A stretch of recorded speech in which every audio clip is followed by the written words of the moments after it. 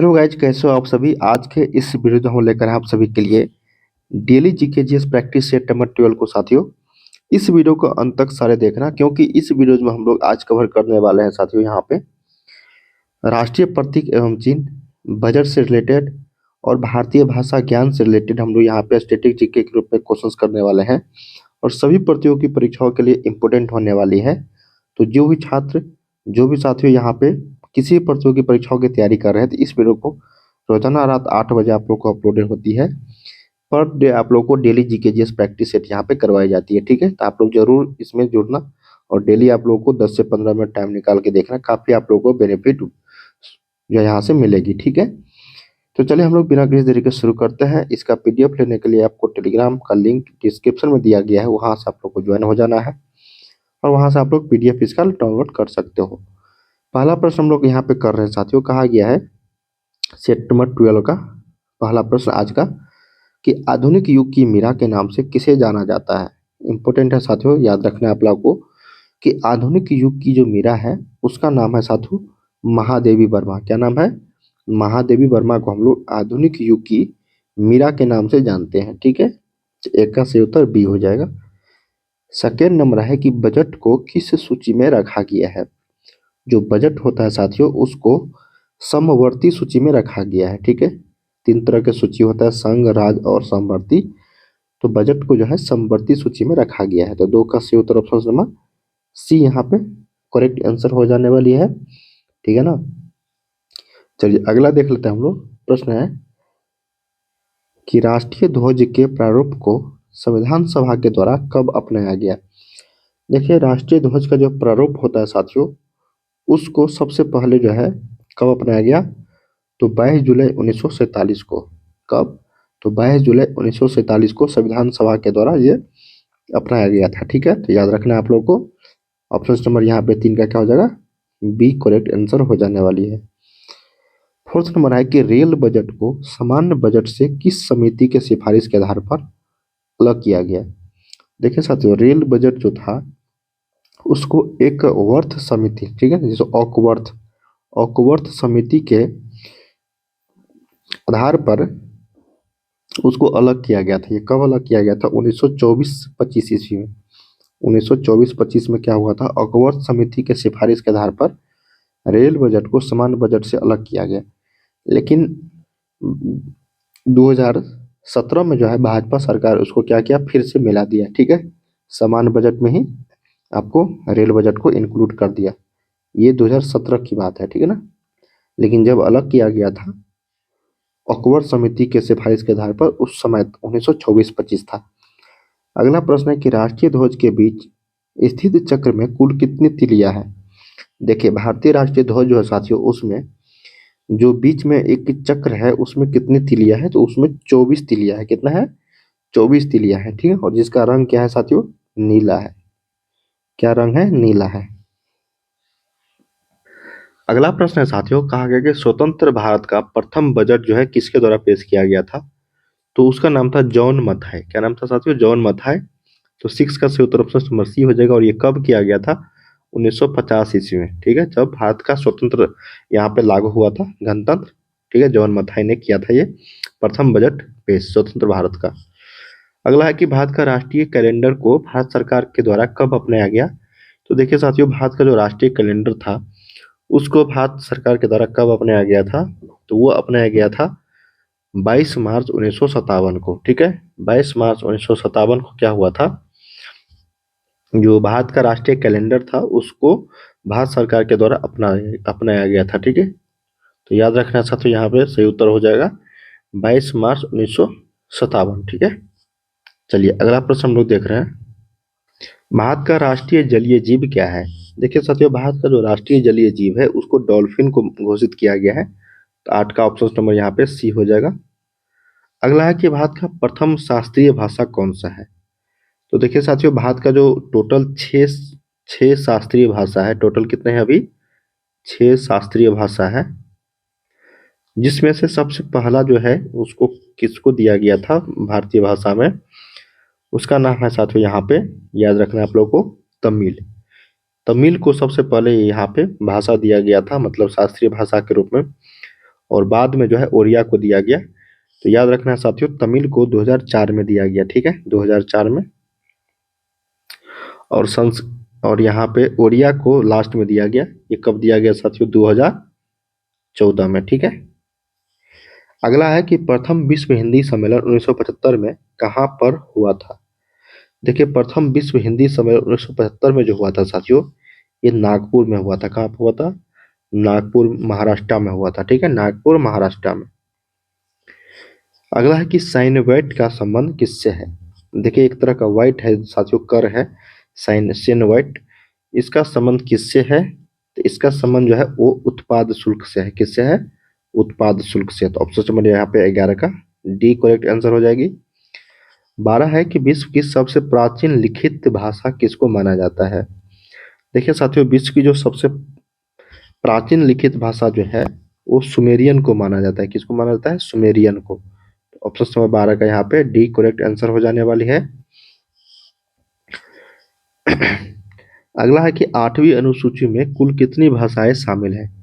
देखिए साथियों, 8वीं अनुसूची में जो है टोटल अभी कुल 22 भाषाएं को शामिल किया गया है। उससे पहले 14 था, ठीक है। मूल सूची में जो यहाँ पे 14 भाषाएं थी पहले, 8वीं अनुसूची में 22 भाषाओं को शामिल किया गया है। अगला है कि सत्यमेव जयते कहाँ से लिया गया है? देखिए, सत्यमेव जो भारत का राष्ट्रीय वाक्य है साथियों, चिन्ह है, ठीक है ना, इसको कहाँ से लिया गया है, इसके बारे में हम लोग को यहाँ पे जानकारी लेनी है। वो है आपका मुंडकोपनिषद, ठीक है, मुंडक उपनिषद से लिया गया है। तो 14 का यहाँ पे ऑप्शन नंबर सी हो जाएगा। मुंडक उपनिषद से सत्यमेव जयते को लिया गया है, ठीक है। अगला है कि भारत में सर्वाधिक बोले जाने वाली जो भाषा है वो कौन सा है? तो सर्वाधिक भाषा बोले जाने वाली जो है वो हिंदी है साथियों। ये फर्स्ट है, ये पहली है, पहली भाषा मतलब प्रथम जो सर्वाधिक बोली जा रही है। और दूसरा स्थान जो आता है साथियों वो बांग्ला का आता है। सेकंड किसका था? बांग्ला का। थर्ड नंबर है कि आधुनिक युग का तुलसी किसे कहा जाता है? देखिए, आधुनिक युग की मीरा जो महादेवी वर्मा को कहा जाता था, आप पढ़े हैं पहला ही प्रश्न। लेकिन आधुनिक युग का जो तुलसी है साथियों उस किसे कहा जाता है? तो ये कहा जाता है मैथिली शरण गुप्त को। किसको कहा जाता है? मैथिली शरण गुप्त को कहा जाता है, ठीक है। आधुनिक युग का तुलसी याद रखना है। ऑप्शन नंबर यहाँ पे बी जो है वो करेक्ट आंसर हो जाने वाली है, ठीक है। चलिए अगला देख लेते हैं हम लोग प्रश्न।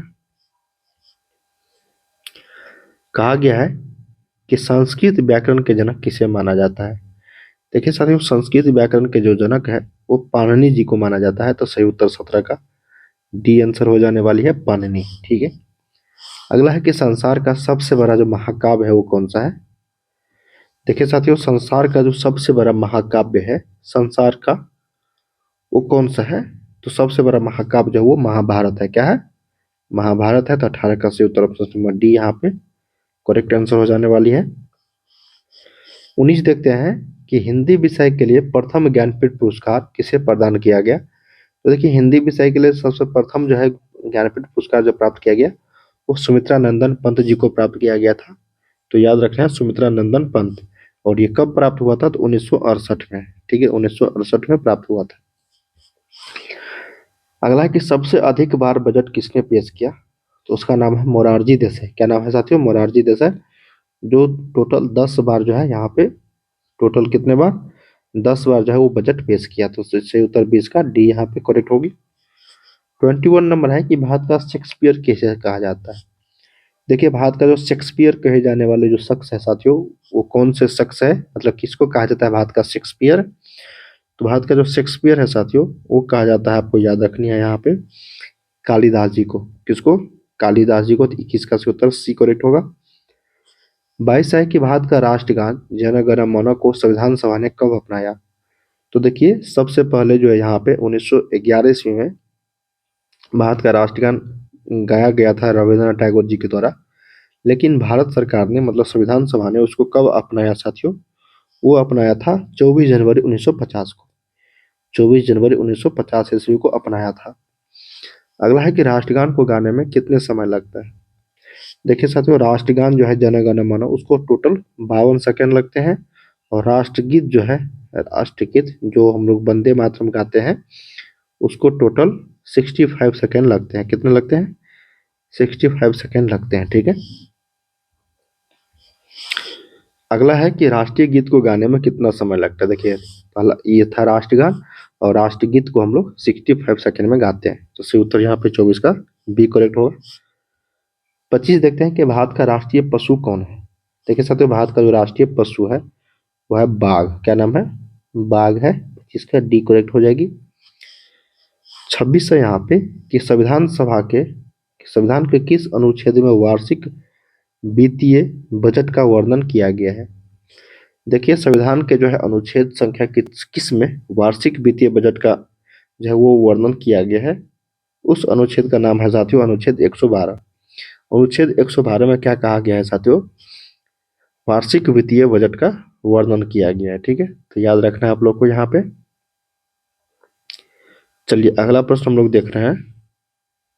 राष्ट्रगान जो जन गण मन है उसके रचयिता कौन है। तो अभी जस्ट हम लोगों ने पढ़ा, रविंद्रनाथ टैगोर जी के द्वारा ये लिखा गया है साथियों, जन गण मन, ठीक है, जो राष्ट्रगान है। अगला है कि भारत का जो राष्ट्रीय चिन्ह है उसको भारत सरकार ने कब अपनाया। देखिए साथियों, भारत का जो राष्ट्रीय चिन्ह है वो अशोक चक्र है साथियों, ठीक है, क्या है? अशोक चक्र, जिसको भारत सरकार ने कब अपनाया? तो 26 जनवरी 1950 को। 26 जनवरी 1950 को राष्ट्रीय चिन्ह को क्या किया? अपनाया गया। तो याद रखना है अशोक चक्र है, जो सारनाथ स्थित जो है यहाँ पे सिंह स्तंभ से लिया गया है, ठीक है। अगला कि भारत का राष्ट्रीय वृक्ष क्या है। भारत का राष्ट्रीय वृक्ष पीपल ना होके साथियों यहाँ पे क्या होगा? बरगद। क्या होगा साथियों? यहाँ पे बरगद हो जाएगा। 29 का डी करेक्ट हो जाएगी। 30 है कि महाभारत के रचयिता कौन है। तो देखिए संसार का सबसे बड़ा महाकाव्य महाभारत के रचयिता वेद व्यास जी है। कौन है? वेद व्यास जी है। तो 30 का सही उत्तर डी यहाँ पे करेक्ट हो जाएगी। 31 देखते हैं कि हिंदी दिवस किस तिथि को मनाया जाता है। तो देखिए साथियों, हिंदी दिवस जो है ये 14 सितंबर को मनाया जाता है, ठीक है, 14 सितंबर को मनाया जाता है, ठीक है ना। तमिल को किस वर्ष शास्त्रीय भाषा का दर्जा है। देखो तमिल जो है ये भारत का प्रथम शास्त्रीय भाषा है, जिसको 2004 में मान्यता दी गई। भारत में कितनी भाषाओं को शास्त्रीय भाषा का दर्जा प्राप्त है। तो टोटल 6 भाषा ऐसे हैं जिसको भारतीय सरकार के द्वारा भारतीय शास्त्रीय भाषाओं का जो यहाँ पे दर्जा प्राप्त है। राष्ट्रगान को पहली बार 1911 में भारतीय राष्ट्रीय कांग्रेस के किस अधिवेशन में गाया गया। तो वो था साथियों कोलकाता अधिवेशन में। 1911 में कोलकाता अधिवेशन में, जिसके अध्यक्ष थे साथियों याद रखना है पंडित विशन नारायण दत्त, ठीक है। और ये कब हुआ था? 27 सितंबर 1911 को कोलकाता में अधिवेशन कांग्रेस का हुआ था। उसी में रविंद्रनाथ टैगोर जी के द्वारा राष्ट्रगान जो है पहली बार गाया गया। अगला प्रश्न है कि राष्ट्रीय गीत को सर्वप्रथम 1896 में कांग्रेस के किस अधिवेशन में गाया गया। तो राष्ट्रीय गीत जो है साथियों वंदे मातरम, जिसके बंकिम चंद्र चटर्जी के द्वारा ये गाया गया है, ठीक है ना। सबसे पहले ये कांग्रेस के किस अधिवेशन में? तो कोलकाता अधिवेशन में ये गाया गया था, ठीक है। 1896 में कोलकाता में एक अधिवेशन हुआ था साथियों, जिसके अध्यक्ष थे रहमतुल्लाह सयानी। उसी के अध्यक्षता में ये कांग्रेस के अधिवेशन में गाया गया था बंकिम चंद्र चटर्जी के द्वारा। अगला है कि राष्ट्रगीत जो वंदे मातरम है का प्रथम प्रकाशन किस ग्रंथ में किया गया है। तो वह है उपन्यास आनंद मठ। क्या नाम है साथियों? उपन्यास आनंद मठ, ठीक है। अगला है कि राष्ट्रगान का प्रकाशन सर्वप्रथम कहाँ किया गया। तो देखिए राष्ट्रगान, ठीक है ना, एक होता है राष्ट्रगीत, एक होता है राष्ट्रगान, ठीक है। ये राष्ट्रगीत था साथियों वंदे मातरम, और राष्ट्रगान जो है वो जन गण मन है। इसका सर्वप्रथम प्रकाशन तत्वबोधिनी पत्रिका में किया गया, जिनके जो लेखक थे साथियों वो थे रविंद्रनाथ टैगोर। अगला है कि भारत का राष्ट्रीय फूल क्या है। तो भारत का राष्ट्रीय फूल जो है वो कमल है। क्या साथियों? कमल। तो 38 का सही उत्तर प्रश्न नंबर सी के साथ चलेंगे। अगला है कि राष्ट्रीय गीत वंदे मातरम के रचयिता कौन है। तो वंदे मातरम के जो रचयिता है वो है बंकिम चंद्र चटर्जी। 39 का यहाँ पे सी करेक्ट हो जाएगी, बंकिम चंद्र चटर्जी। अगला प्रश्न है कि भारत के झंडा गीत के लेखक कौन है। तो देखिए साथियों, भारत के जो झंडा गीत के लेखक है वो है श्यामलाल दास गुप्त, ठीक है, श्यामलाल दास गुप्त। अगला कि प्रथम हिंदू विधि निर्माता कौन थे। तो देखिए साथियों, प्रथम हिंदू विधि जो निर्माता थे उसका नाम था मनु। क्या नाम था? मनु। तो 41 का यहाँ पे सी करेक्ट हो जाएगी। 42 देखते हैं कि भारत का आइंस्टीन किसे कहा जाता है। तो जो भारत का आइंस्टीन कहे जाने वाले उस व्यक्ति है साथियों, उसका नाम है नागार्जुन। क्या नाम है? नागार्जुन। तो 42 का ए। तो साथियों, हम लोगों ने यहाँ पे 1 से लेके 42 तक क्वेश्चंस किए हैं, जो आज के इस सेट नंबर 12 का प्रश्न था साथियों। और इसमें हम लोगों ने कवर किया है काफी इंपॉर्टेंट क्वेश्चन, जो आप लोगों के किसी भी प्रतियोगी परीक्षाओं के लिए इंपॉर्टेंट होते हैं। ठीक है, तो मिलते हैं हम लोग अगली वीडियो में। तब तक के लिए आप लोग पढ़ाई करते रहिए। इसी तरीके के हम लोग अगले वीडियो में कवर करेंगे परिवहन, प्रतिरक्षा और भारतीय बैंकिंग से related important question. Bye bye सभी को, तैयारी करते रहिए आप लोग। ठीक है।